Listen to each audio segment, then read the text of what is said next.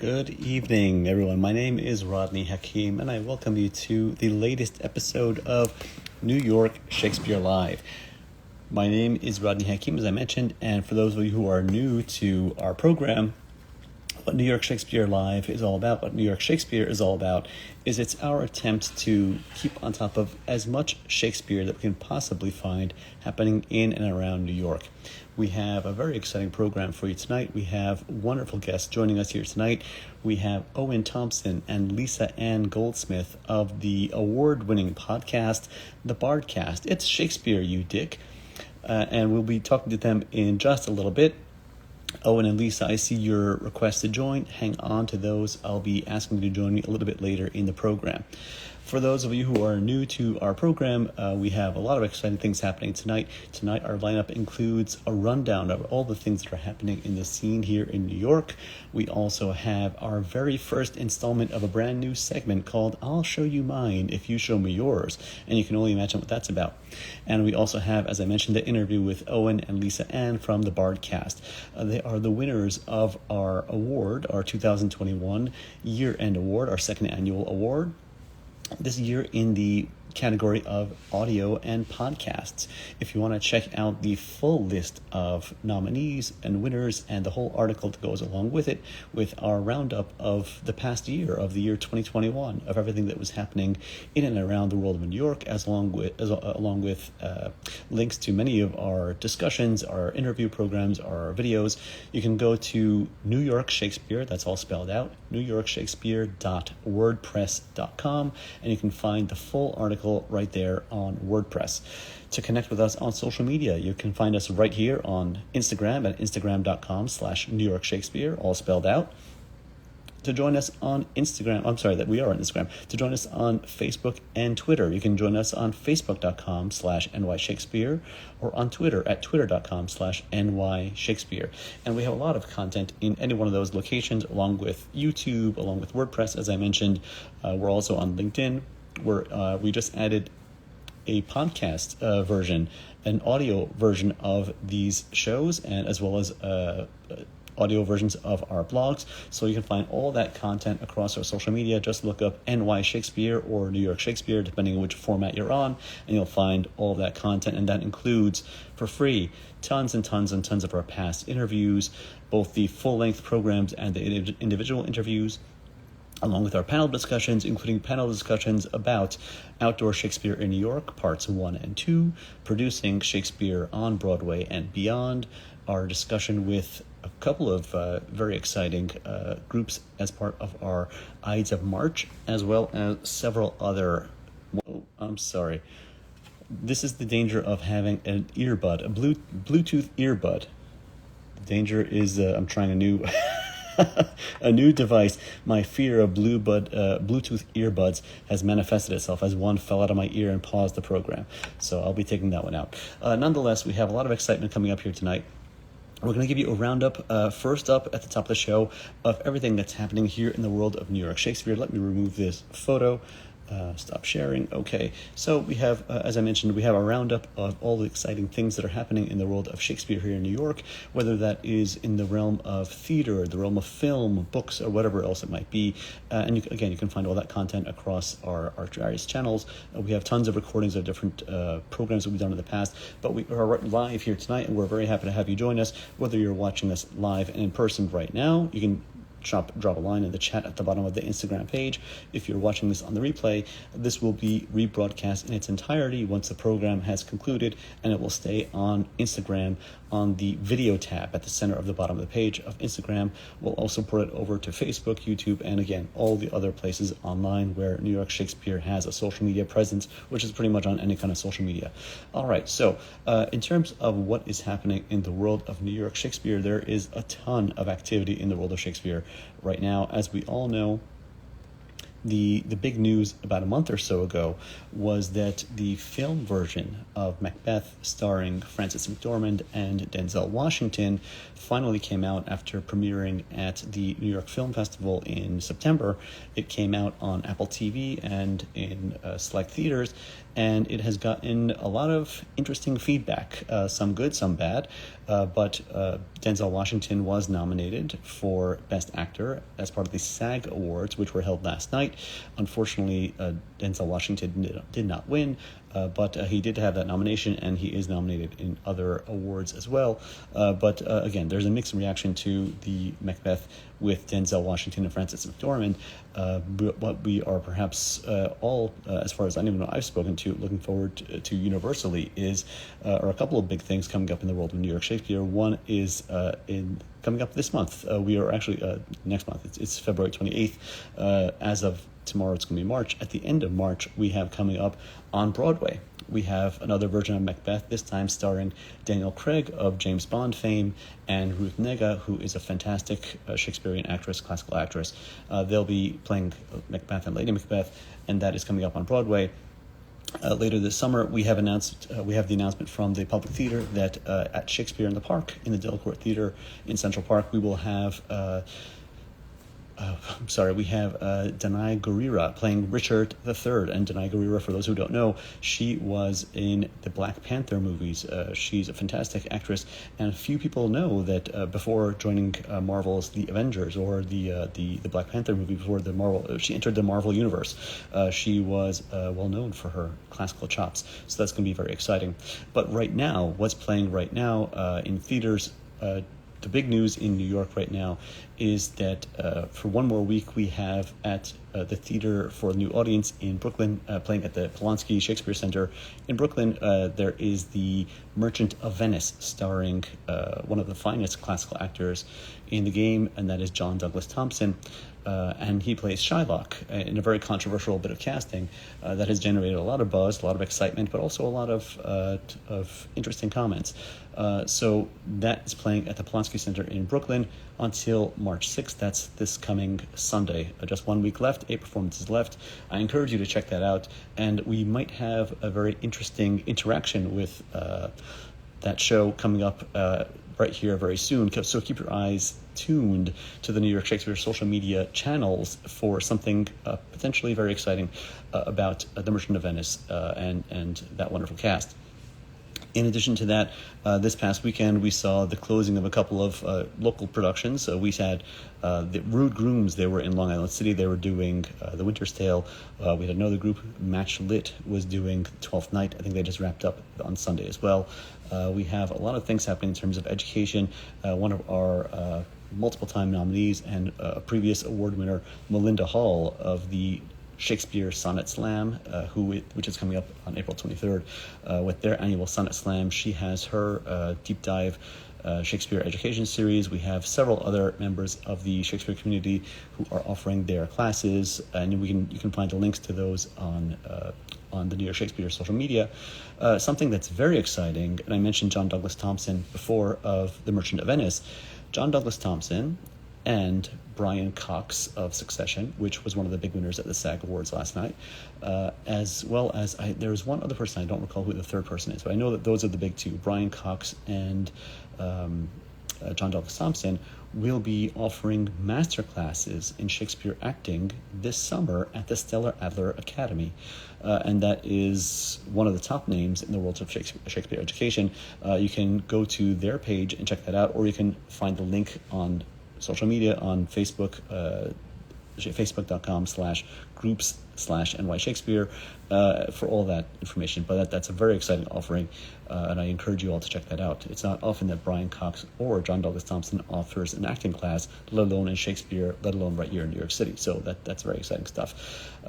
What else we have from ourselves here in the world of New York Shakespeare? We have an exciting announcement for you tonight. Last year, as I alluded to earlier in the program, we had for the Ides of March, we had an interview with Shakespeare who was doing their audio performance, an award-nominated audio performance of Julius Caesar at the time, and they joined us for a deep dive discussion of our own about Julius Caesar. This year, we're going to do something different for the Ides of March, and you can stay tuned to our social media channels for that announcement. But that's coming up in just a couple of weeks, and it's going to be a very different kind of offering from what we've done before. So keep your eyes tuned. We'll be announcing that and spreading that all over social media, but that's coming up for the Ides of March, a big announcement coming up here from New York Shakespeare. Okay, now that we've covered our wrap-up of some of the things that are happening in New York, we are going to a brand new segment, and that is called I'll Show You Mine If You Show Me Yours. And you can only imagine what that might entail in the world of Shakespeare. But really what it's all about, even though it has a cheeky title, even what it's really all about, it's about us Shakespeare nerds, us Shakespeare geeks, us Shakespeare enthusiasts showing each other some of our most exciting items in our collection, whether that is books, whether that is videos, whether that is stuffed plushies, or any kind of paraphernalia that might go along with Shakespeare. So if you have something that you want to show us, on the bottom of your screen where you have a little arrow that offers you to connect, send me a request, and we'll see who we can have join us and show us some of the things that they have in their collection. Meanwhile, I'll show you some of mine, but you promise you're going to show me some of yours in return. So I'll show you something. And not many people have DVD players anymore. Everyone's streaming now. But I like to go down occasionally to my local library and go to the bin of what people are giving away, which unfortunately is a lot these days. And I picked up this DVD not too long ago. It's a version of Twelfth Night with Parmender Nagra. Parmender Nagra, I don't know if you guys still remember her. She was a big deal a few years back, but it also has Chiwetel Ejiofor and a number of really nice actors. It's a really, really good version of Twelfth Night.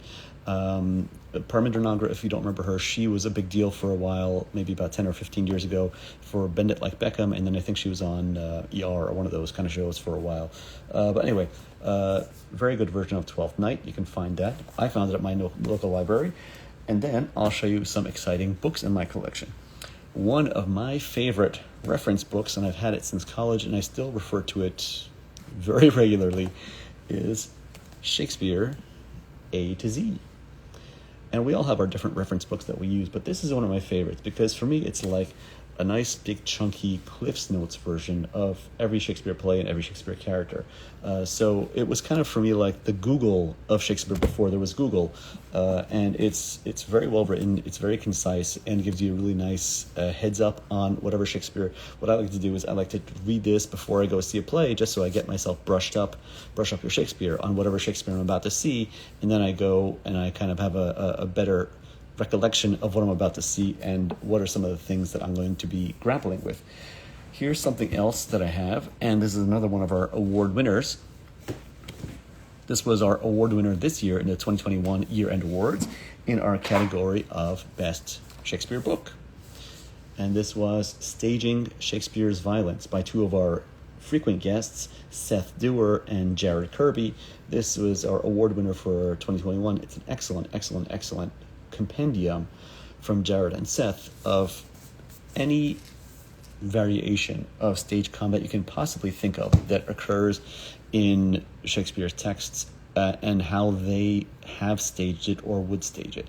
Really, really good book. I highly encourage you to check it out. Here is another couple of books that I highly recommend, two of my favorites in my collection. This one was another one of our nominees in the Best Books category. This is from our friend Erica Cantley, Teaching Hamlet as My Father Died. A really, really wonderful book. It's all about Erica and her journey as an educator, teaching Hamlet to her high school students as her father was in his final days, and the resonance that her father's impending end had with Hamlet Sr., who had died, and Hamlet Jr.'s struggles with Claudius and the ghost of Hamlet and all that. Really, really excellent read. I highly encourage you to check it out. Another fantastic book is from one of our frequent guests and someone who will be doing something with hopefully very soon once again. This is from Christopher Carter Sanderson of the legendary New York City group Guerrilla Rep. They have been he is also one of our award winners. He's our award winner in the category of Lifetime Achievement. He's our first ever Lifetime Achievement Award winner. Christopher Carter Sanderson. He did he for many years, for 25 years or more, they were doing downtown in Washington Square Park an annual summer production of A Midsummer Night's Dream. They also frequently did different productions of Macbeth. They had many other things that they did over the years, but that's what they was best known for.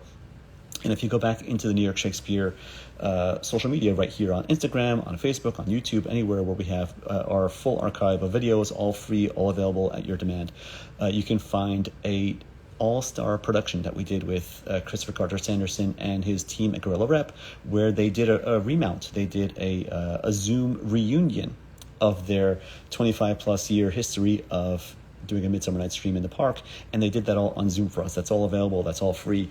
And this is Christopher's book that he was teaching at the university level in Yale and in various other institutions about guerrilla theater and how to do outdoor. He literally wrote the book on outdoor theater. So that's from our friend Christopher Carter Sanderson. He has some exciting things coming up, but he'll be announcing those on his own timetable. I won't announce that for him. Another book that I recently came across that is a really, really interesting and very different book is Hamlet's Arab Journey. And it's just very, very different. And it brought to mind for me, it's entitled Shakespeare's Prince and Nasser's Ghost. It's a very different kind of book, but for me, it reminded me of what drew me into Shakespeare at the very beginning. And you can catch up on this discussion.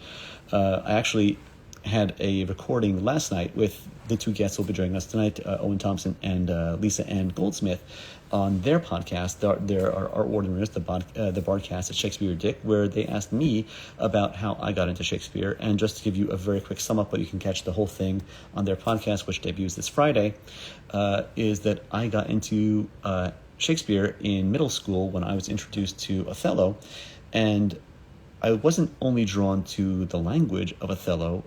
As a person of Middle Eastern heritage, of a Middle Eastern background, I didn't always associate myself with a regular white kid that was all around me in school. I always saw myself as a little bit different, whether you call that brown or Middle Eastern, whatever you call that. I always felt a little bit different. And one of the things, I don't know if I mentioned this even in the podcast, but one of the things that drew me into Othello, aside from the language, was the fact that on the cover was a picture of, I think it was Laurence Olivier in, I don't know if you would call it blackface even. It was Othello, the Moor, can be viewed as an Arab, or as an Arabic Moor, or as a black man, a black Moor. In this particular depiction, he was depicted as an Arabic Moor. So for me, this book, Hamlet's Arab Journey, drew me back to Othello and that depiction of him as the Arabic Moor. But a very, very interesting book. So those are some of my offerings here. I have plenty more. I have just a ridiculously big collection of Shakespeare books and novelties and board games and all kind of things. And I'll be introducing a little bit of it each time as we go along. Right now, is there anyone here in the audience? We have several people joining us here live. Is there anyone who wants to volunteer and show us theirs now that I've shown you mine? If so, you can either send me a request to go live with your controls at the bottom of the screen, or you can just drop me a line in the comments section. And I'll give you guys a couple of minutes. Don't be shy. I showed you plenty. In mine. Let's see. Those are our guests for tonight. Let's see. Rennie says, wow, interesting. Yeah, there's a lot of cool stuff, and there's plenty more coming. I've got a lot more weird and exciting and different Shakespeare stuff in my collection, and I'll be whipping that out as time as time goes on. But if we don't have anyone else who wants to share, then I know that for sure we'd have two who are definitely going to show us something interesting, and those are Owen Thompson and Lisa Ann Goldsmith. So let us invite them to join us here for our discussion. I'll send a request to Owen first. Well,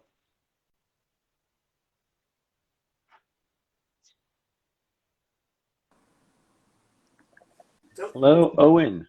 Hi there. How are you doing, my friend?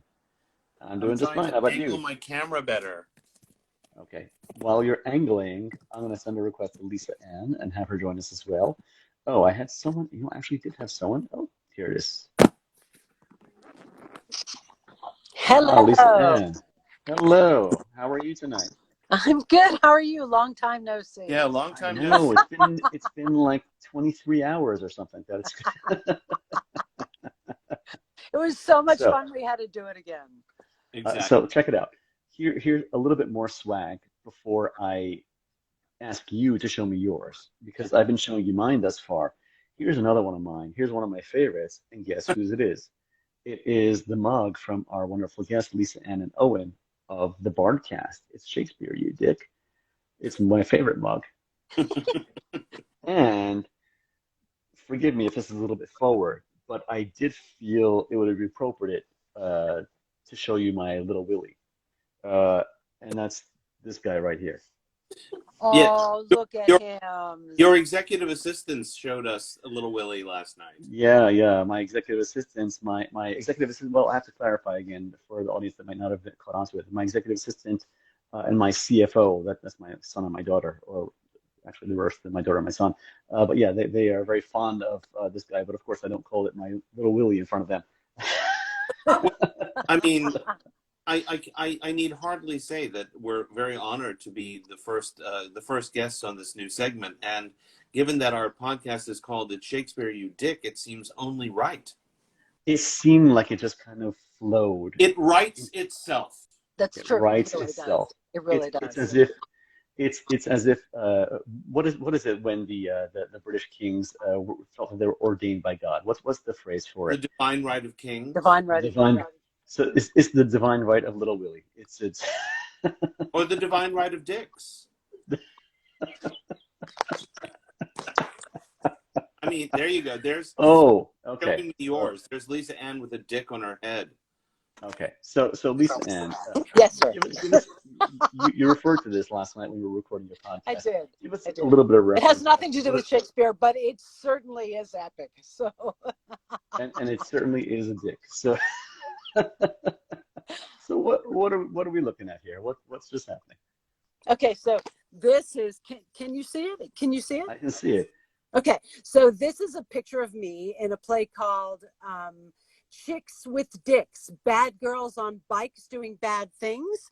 And I'm in a mud pit, and I played a prom queen runner-up named Vespa D'Amore, who lived in 3 Mile Island near the, as she said, nuclear plant.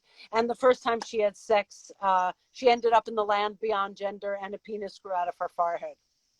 And this is not part of your weekly or biweekly podcasts. All of this wonderful information.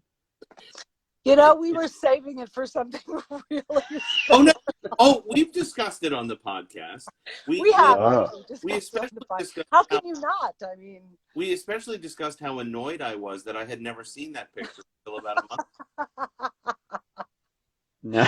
yeah, I was to give saving it. That's what it was. to give our audience a frame of reference as to I mean we've had you guys on before, but for anyone who's hasn't seen you guys before and is just joining us for the first time, uh, Lisa Ann and Owen are the hosts of our award-winning podcast for 2021. That's the Bardcast. It's Shakespeare You Dick.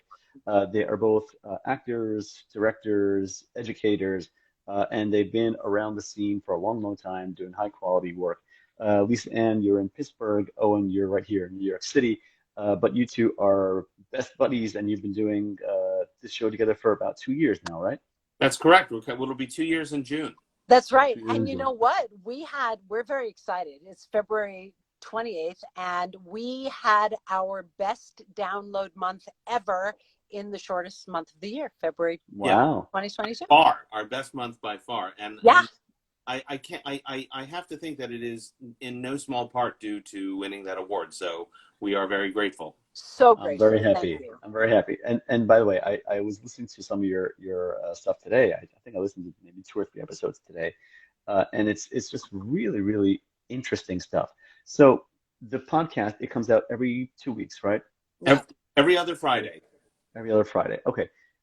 Each episode that I listen to, for those who again who don't know or who are just getting acquainted with your podcast here, what the podcast is all about. I mean, it's better if you explain it than I do, but I'll give you my summation and you kind of expand on it.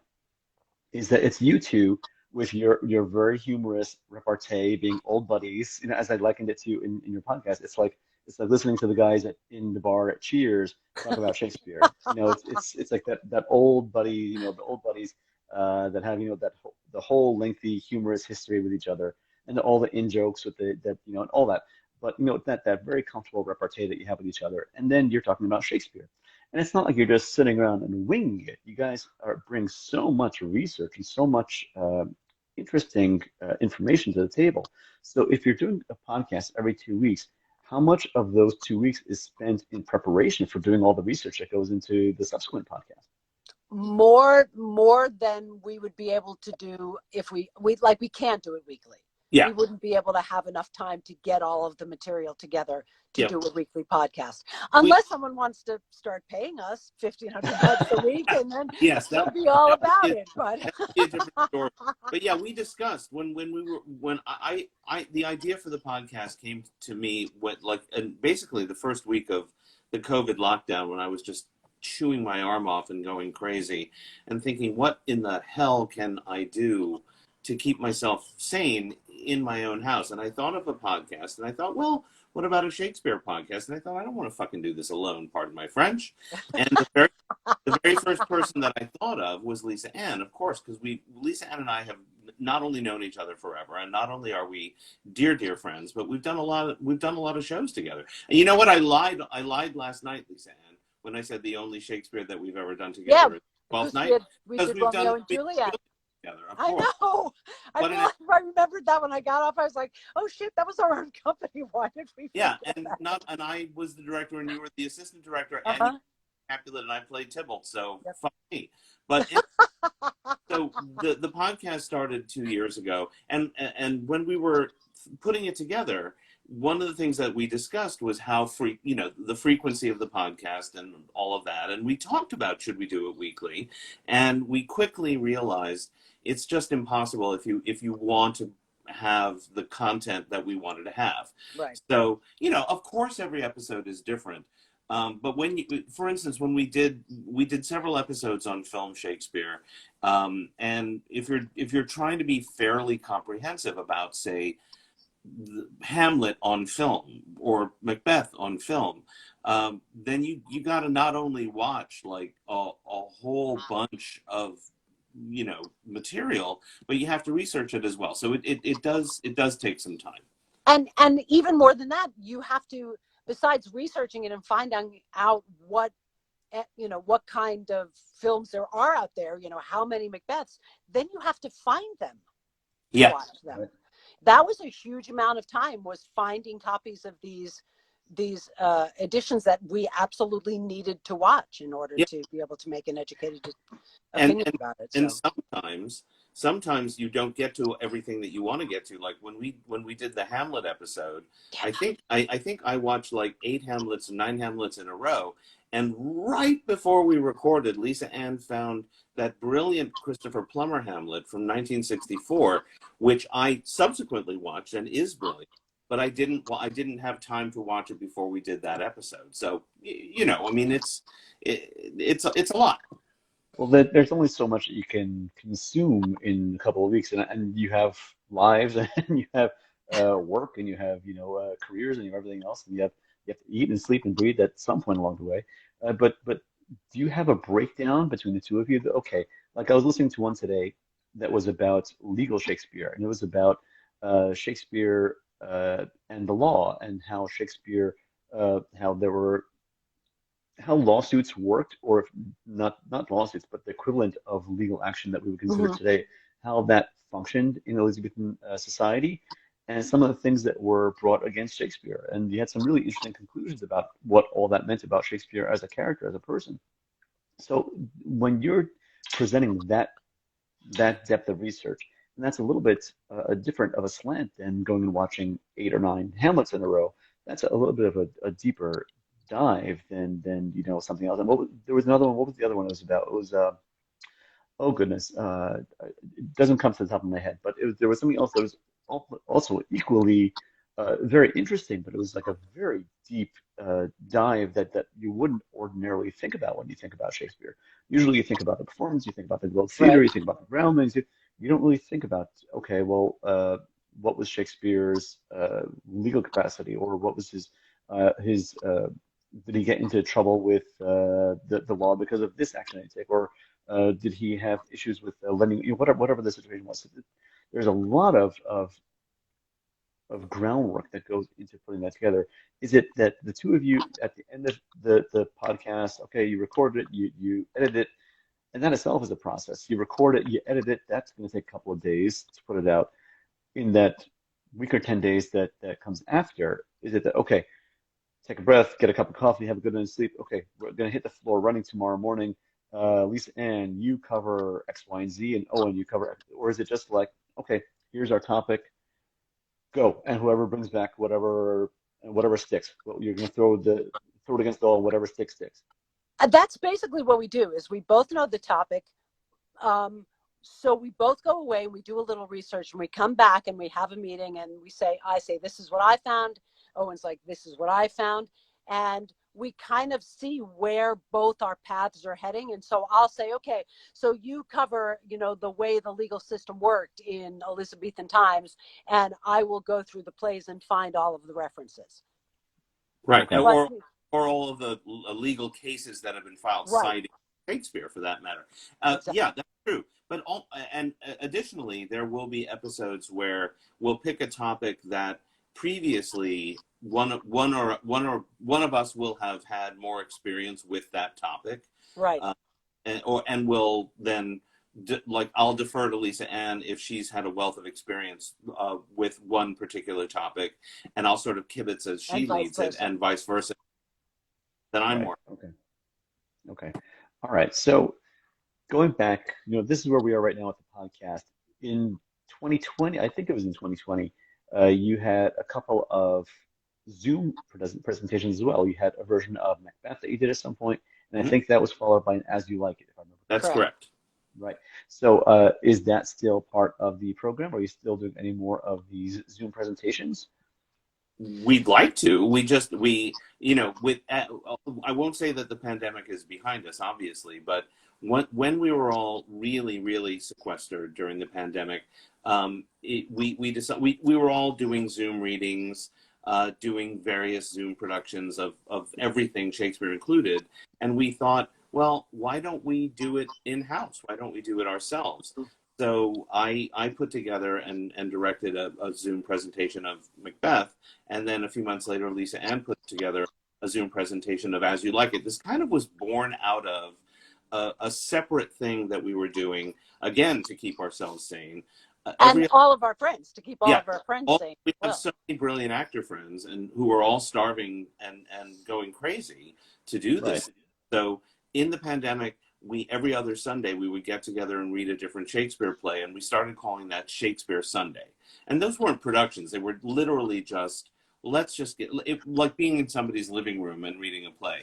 Well, and sometimes they turned into little productions, but that was the fun part of it. We never knew. We would give somebody the play and their part at the beginning of the week and send the script, and we never knew what they were going to come up with for the Shakespeare Sunday. It was super fun. Right. So the two productions that we did grew out of that, and they were a little more, we put some production value in it, costumes and backgrounds and some special effects and music and that kind of thing. And rehearsal. Mostly for our own entertainment, but those two were a little heightened. But I think how many readings, how many plays did we get through? And we're like 27. Yes, 27 or 28. And we still want to finish them, but we do want to finish them. Maybe over the summer. Now people have more. I mean, during the height of the pandemic, you could get people every 2 weeks to come and read a Shakespeare play. It's a little harder now because people are actually, doing shows. People are actually working. It's been a very it's been a roller coaster the last 3 or 4 months, because around summertime, everyone and their brother was out in a park somewhere doing some kind of outdoor Shakespeare.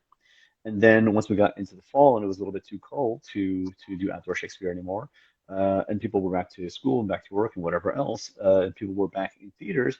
As soon as we got back into the theaters, the Delta variant of the coronavirus popped up, and then the Omicron variant popped up, and theaters were closing as soon as they were opening. So everything kind of shut down as soon as it started to open up. But then now, as we're into late February and as we're just about to get into March, it seems like everything is waning, and we're just about at the point where mask restrictions are being lifted and things are opening up again. What do you see going forward for yourselves? Do you see yourselves getting back on stage? Do you see yourselves organizing a stage production as opposed to Zoom productions? I've been really lucky because I did 3 stage shows this year, which is crazy, including playing the Wicked Witch of the West and the Wizard of Oz at Heinz Field. So, Brilliant. yeah, but outside, right? But I did a couple of shows inside as well, and it's stressful. It was stressful. So I think having gone through that, but being made to feel really comfortable and really safe by the companies I was working with, makes me feel like it can be done. If people are diligent and they follow the rules, there's no reason that we can't keep moving forward. And please get vaccinated if you haven't. Exactly. Absolutely. And I'm actually directing a stage reading of a play by the playwright of one of the shows that Lisa Ann is talking about. That's right. Hi, Donald Olson, if you're watching this. Hi, Donald. We're doing Transformation, the story of Christine Jorgensen, who is one of the first transgendered, surgically reassigned people in the 1950s. And it's a musical coming up. And also my company, I'm the artistic director of the Schoolhouse Theater. We're now going to be doing our very first live production in 2 years this coming summer, an original play called Grant and Twain by a brilliant writer named Elizabeth Diggs. And then later in the fall, I'm going to be directing John Logan's Red, the Tony winning play about Mark Rothko. So a lot of things are coming up for us, but I don't know that we're looking at actually taking the Bardcast and producing a Shakespeare play live, because I don't have $75,000 lying around to do that. Come on, people, who wants to give us money to do a show? GoFundMe page, right? But yeah, it's people get into the thing, and I've been around the New York Shakespeare scene for a long, long time, and you always kind of have that flirtation with the idea that, what, I like to do Shakespeare this way, so maybe I should put together my own company that's going to do it this way. And many people do, and there's countless companies around town. But for me, that always, as much as I had the impetus to do it, I never really had that push that I have to make my own company, because it's, as you say, there's so much involved. There's so much in terms of financing. It becomes a whole job unto itself to run a theater company. Well, that production that we referred to, that Romeo and Juliet that Lisa Ann and I did together, was actually a production of a company that both Lisa Ann and I were producers of in the early aughts, called the Protean Theater Company, and we did that show. Jesus Christ. We never did it in New York, but we did it in Connecticut. We did it North Carolina, and Pennsylvania. We toured it. So that was our company. Mm-hmm. So you've been down that road, and it's like, and especially in the post-COVID era. I mean, yes, we're back to an era where there's not going to be, as far as I know, as far as I've heard, restrictions on audiences like there was last year. I know that the public theater is moving back to full capacity audiences this summer with Shakespeare in the Park, but that's an outdoor space. So I'm not quite sure what's going to be with indoor theaters yet. But again, there are so many variables. If you go back, and I'm talking to the audience here, if you go back and watch some of our discussions that we had last year about producing outdoor Shakespeare in New York, again, this is the outdoors where you don't have to worry about the indoor and transmission of COVID in an indoor setting. Even for outdoor Shakespeare this past summer, there were so many restrictions that were in place, and so many hoops you had to jump through to get your park permits and to get your permission to do the show, that it's almost, unless you're very well funded and have a great support network behind you, it's almost pointless to try to do something if you haven't gotten all that under your belt. Yeah, it's super hard. You know, I mean, for instance, there's a company here in New York among the many companies that do Shakespeare all over town that I've worked with a lot, called Hip to Hip Theater Company. And, you know, I mean, it's a few years ago, and I don't really act in much anymore. But they asked me to come back and play Falstaff, and I was like, sure, I'll do that. Right. It was a lot of fun. And this is, of course, pre-COVID, but even though you're outside, you know, you're changing really close to each other, getting dressed in little tents. Yeah. And it's impossible to social distance. Right. It's just impossible. So sure, it's really hard. No matter, even outside, it's really hard. And it's New York City, so as the gentleman that I referenced earlier, Christopher Carter Sanderson, who is our award winner, our Lifetime Achievement Award winner, he has Gorilla Rep, and he'll tell you any number of stories Sure. about Yeah. how, Yeah. depending on what part of New York you're doing your show in, even if you're outdoors, you have people that just kind of walk across the scene and Yeah. walk right up next to you and lay down and or get right in your face, whatever. That We've had happens it. everywhere, though. I mean, Yeah, it's I did not feel it all female Julius Caesar here with Pittsburgh Shakespeare in the Parks, and it's the same deal. You know, right. a city is a Right. city as far as Right. that goes. Okay. So let's step back a second, and I'll ask you something that you asked me in our very enjoyable podcast discussion, which again it drops this Friday. You asked me how I got into Shakespeare, so I want to ask the same question of you. How did each of you get entranced by the Bard? So I grew up in New York City, and I went to a New York City public high school, but I had skipped eighth grade. So I was super young when I got into high school and always loved reading, would take out 12, 15 books a week, read on the toilet, read at the dinner table, read everywhere. And I had an English teacher, and the first day I went into class, he said, all right, we're gonna read Romeo and Juliet. And he like leaned back and put his feet up on his desk and made us all read it out loud. And I had never read Shakespeare before. And he made us figure it out, like sitting there in the classroom. You know, he would make us figure out what the words meant. And so he opened up this world for me that I had no idea existed. And from then on, I just couldn't get enough. So it goes to prove that if Shakespeare's not taught the right way as a curriculum, it can be devastating. It can have devastating results. Right. Yeah, Right. for Right. sure. How about you, Owen? Well, I come to it honestly in that both my parents were actors. My mom still is an actor. My dad was. And so, you know, I was exposed to a lot of theater, obviously, from the time that I was born, basically. And separate from that, I also was the kind of kid who was a big nerd for like knights in shining armor and, you know, all of that kind of stuff. And I came to English history fairly early. And I think I was about 11 or so when my parents took me to the Quad Cinema, which is still there on 13th Street here in Manhattan, to see the Laurence Olivier movie of Henry V.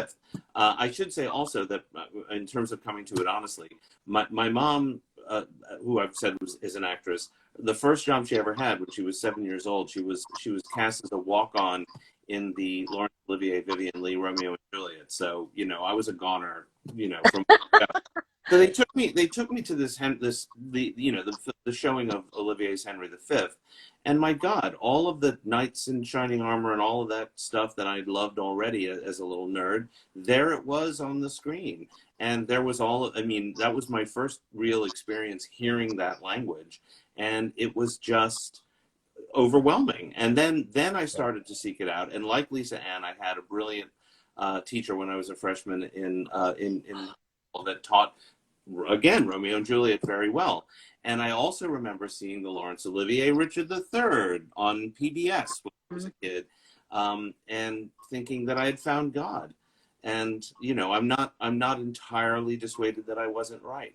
Right. And you know, then I was all the way in, and then I started putting on little, you know, little shows. I would bring, when I was 16 years old, I did a full blown production of Twelfth Night in a room that my parents owned, and I dragged in all of my classmates, and we did it for like 3 weeks because I'm a crazy person. That's why I adore you, Owen. I So, wish there were pictures. given your backgrounds, Owen, you come to it with parents who were actors, but being captivated by something you saw on screen. Has a residual effect for you where you favor film Shakespeare as opposed to stage Shakespeare? Not at all. I love film Shakespeare. I don't want to say that I don't. I love film Shakespeare. But I also, I mean, it wasn't long after that my parents took me to see I think the first stage production that I saw of Shakespeare. We were over in London because my mom is from there, and they had a friend named Harold Innocent who was a well-known Shakespeare actor at the time, who was playing Malvolio in a production of Twelfth Night at the old Roundhouse Theater. I think I was maybe 11 or 12. They took me to see it, and their friend was Malvolio, and Derek fucking Jacobi was Sir Andrew, and I surrender. I'm in. I'm yours. I'm a How slave. can you say no? Oh my God. How do you say no? Yeah. So Yeah. I love film Shakespeare, but I'm I'm a creature of the stage, really. Yeah, man, there's something about the energy of seeing somebody, like we were talking about last night, that last moment of Patrick Stewart playing Prospero at Shakespeare in the Park, when Right. when he had them cut his mic, just did, Right. that last bit. Mm-hmm. There's something about being in that energy that, as much as I love film, it just affects me in a different way. And going back to the COVID discussion and outdoor Shakespeare, one of the great things about a lot of these productions, the Delacorte, there's a little bit of a separation, because it's such a big place between the audience and the actors. But yeah. What I love about doing outdoor Shakespeare when it's more intimate is that there's a real interaction with the audience. Sometimes literal. Sometimes the actors will. I know when I played Falstaff, I spent half the time walking into the audience, and that is of course very much how that interaction between, where it's such a different experience when it's a darkened theater and the audience is not visible and they are laser focused on the stage and the actors don't see the audience. But when everybody can see everybody else, there's a completely different dynamic. And oh yeah. I mean, Rodney, that's where the name of our podcast comes from. Right, yeah, exactly. Oh, this is such a great story. You have each told it separately when I had you on individually, different interviews in the past. But for those who are joining us for the first time tonight and being introduced to you guys for the first time, why don't you collectively tell us where the Bardcast You Dick came from? So, Lisa and I, for our sins, separately, used to work years ago at the New York Renaissance Fair. Yeah. Tuxedo, New York. And to their credit, they wrote equity contracts, and for a long time, every year, they would do a fully produced, fully produced Shakespeare production every year in a beautiful little stage called the Globe. About 700 people, it could was the capacity. And but the thing that would happen would be you buy your ticket to the fair and you can see everything for free. So at the start of the show, 700 people would show up. But quickly they would realize that, oh shit, this isn't going to be like a scene. This is going to be a whole show. So half of them would leave. And that was okay. The other half would stay and you'd do the show.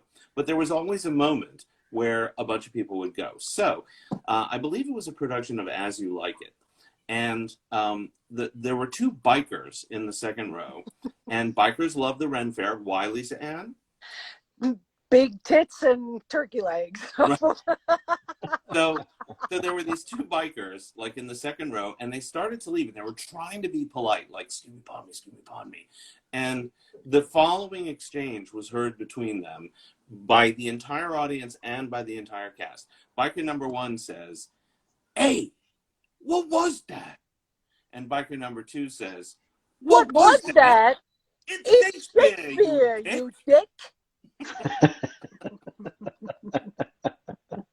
So that story became legend there. And so Right. when we do the podcast, we're like, well, it has to be. Yes, because we already knew that, it was going to be slightly irreverent and occasionally off color. So. And somehow, some part of you knew that at some point down the road, you would be having a conversation with me in our very first episode that debuts the "I'll show you mine if you show me yours" segment, and that I'd be showing you my little Willie.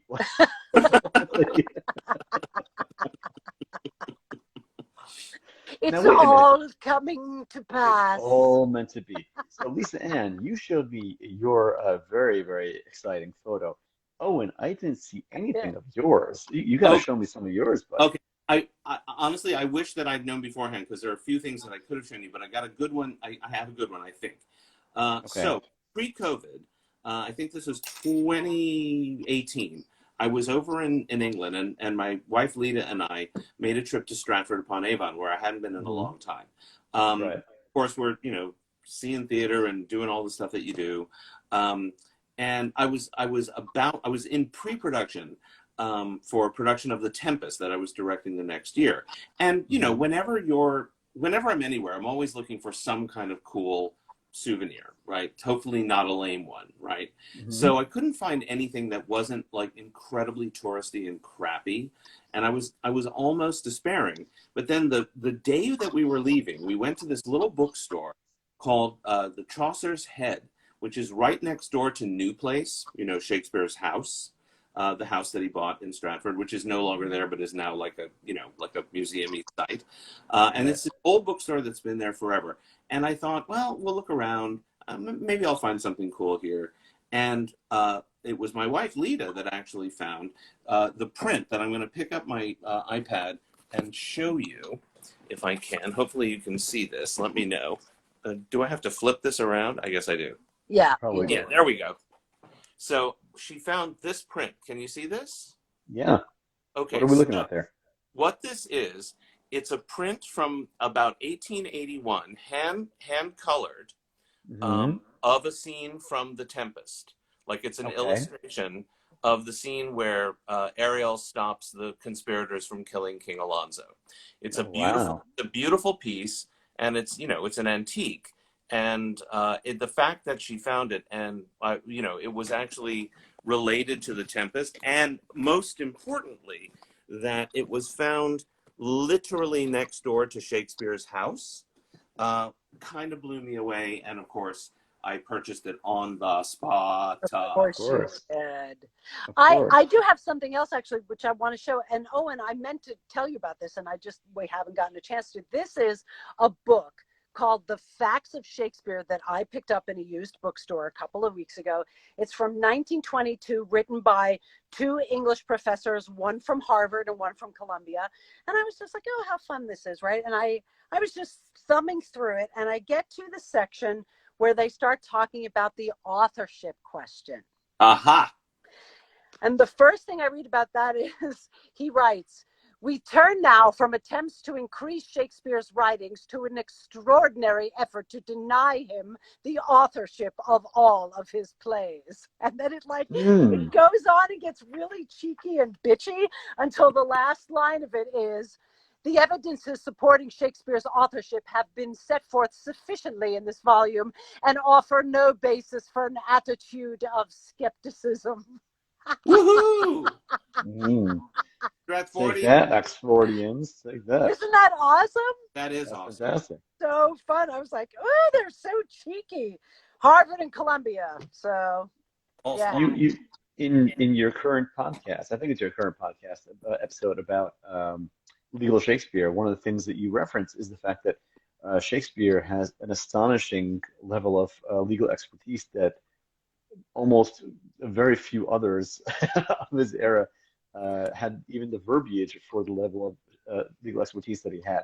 So I know that you guys are Stratfordians, like I am myself. I'm very open about it. When you see evidences like that that lean the other way, that suggest that, as some people say, a country bumpkin, a man who has no verifiable history of any kind of great education, how could such a man have such an astonishing level of legal expertise? How do you guys respond to that kind of question? Well, for one thing, Shakespeare had his share of brushes with the law and stuff. So I think some of it certainly was from personal experience. But also, how can you say that just because somebody, didn't grow up somewhere doesn't mean that they can't learn what life is like? I mean, it's just so stupid. It's like, if you're brilliant, you're brilliant, right? It doesn't matter where you're born. How I tend to respond to all arguments against Shakespeare's authorship of his own plays is, in short, with great disdain. Um, it, it, it's just, I mean, the burden of proof is on the opposing side. Um, Right. so, I mean, yes, of course, records are missing. Records are missing for pretty much everybody in that time, Yes. as we know. I would refer people to um, James Shapiro's book Contested Will for a real good rundown of all of the facts on both sides, really. Yeah. It's a very fair-minded book, even though he's a Stratfordian as well.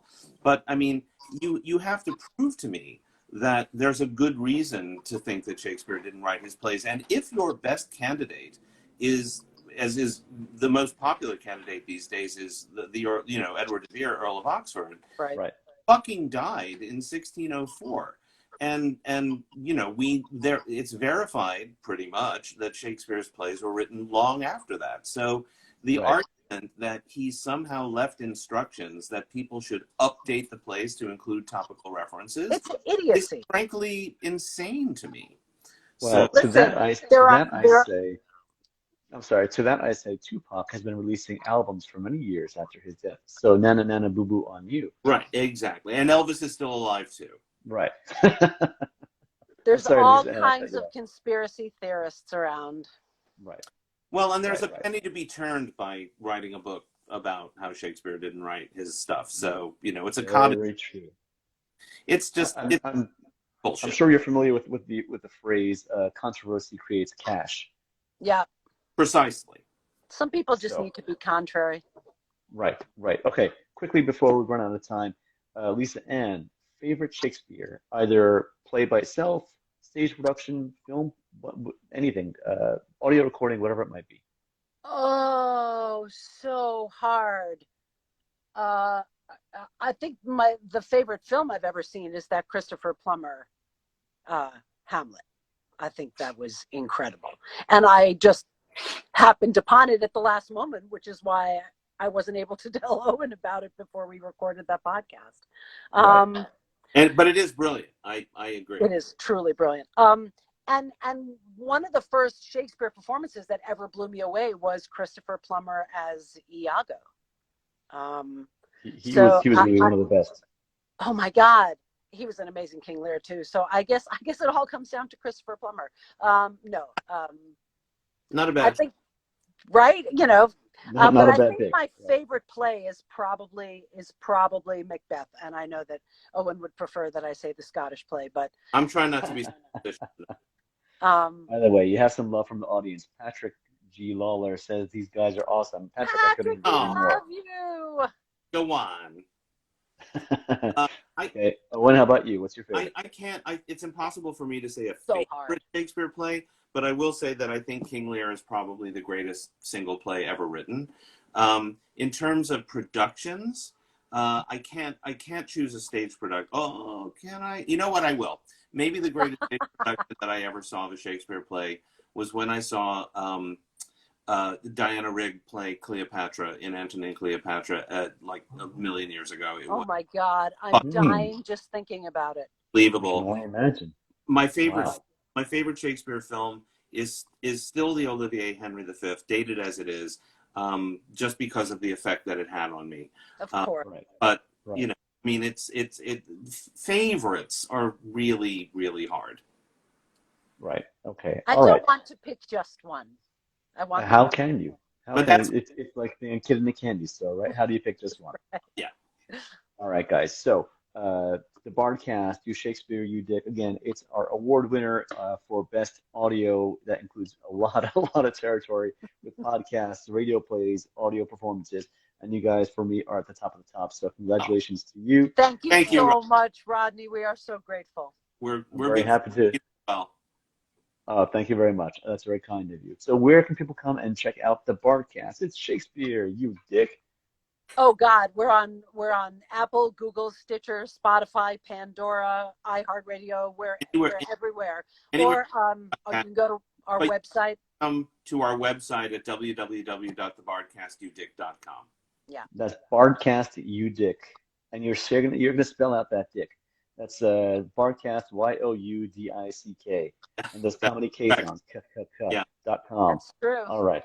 Okay, very, very good. I All would right. say it's a Lisa, great big dick. That's all I'm going to say. that's if there weren't enough reasons to listen, that's it right there. Although size doesn't matter, but still, that's that's it right there. Okay, Lisa and Owen, I thank you guys so much for your time tonight. And Lisa, just one parting shot of your of your image Okay, hold on. I'm Oh, bringing it up. sure. Hold Yeah. on, to I'm bringing it up to for send you. the Hold audience on, home here happy. it is. There we go.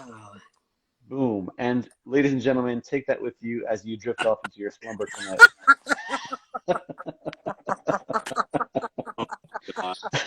And let a flight of angels sing thee to thy rest with that image of Lisa Ann burn into your retinas. All right. Thank you guys very much. Have a Thank you, wonderful Bob. night. It's been a Check joy. out our episode together of the Bardcast You Dick this Friday, bardcastyoudick.com. Lisa and Owen, thank you so much for joining me. Have a wonderful night. It was a pleasure. Bye. Okay, so we're going to say farewell to Owen. We'll say farewell to Lisa Ann. And that is Lisa Ann and Owen of Lisa Ann Goldsmith and Owen Thompson of the Bardcast. It's Shakespeare, you dick.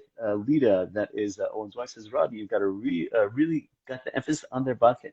I think I said it right. I know that that at the end of each one of their podcasts, they it's a challenge for them to get synchronized and say, the Bardcast, it's Shakespeare, you dick, and say it in just the right way to really get the right emphasis on that dick. So I'll do my best now, Lita, for you, just for you. I'll say it's the podcast. It's Shakespeare, you dick, and I'll hope that's going to be the selling point. If not, Lisa with a phallus on her head, that me saying that is what sells the audience to come and check out their wonderful podcast. Again, it's www.bardcastyoudick.com. Check them out. Also, check them out on social media. You can also find the links to them right here on the New York Shakespeare social media feeds. Here on Instagram, we'll post the link to them after this show concludes, as we're putting together our the rebroadcast of this discussion. Also, again, don't forget, check us out next week for a very exciting announcement about what's happening with the Merchant of Venice in Brooklyn. That's coming up soon. And also check out us in 2 weeks when we have our special presentation, yet to be announced exactly what it's going to be, but I'm telling you it's going to be exciting, about the Ides of March. That's all coming up very soon. Patrick G. Lala, Rodney, you rock. Thank you very much, sir. If anyone else had anything they want to show us before we sign off, send me a quick note. But otherwise, I will say, Rodney Hakeem, thank you so much for joining us here tonight. Instagram.com/New York Shakespeare, all spelled out. Facebook.com/NY Shakespeare. Twitter.com/NY Shakespeare. Support your local Shakespeare, whatever that might be, theater, film, podcast, or whatever else. Owen, Lisa, Lisa Ann, thank you so much. And people, remember, next time we're going to do more of I'll show you mine, you show me yours. You got to show me some more of yours because I showed you a lot of mine. There's plenty more to come. Thank you, everyone. Have a wonderful night.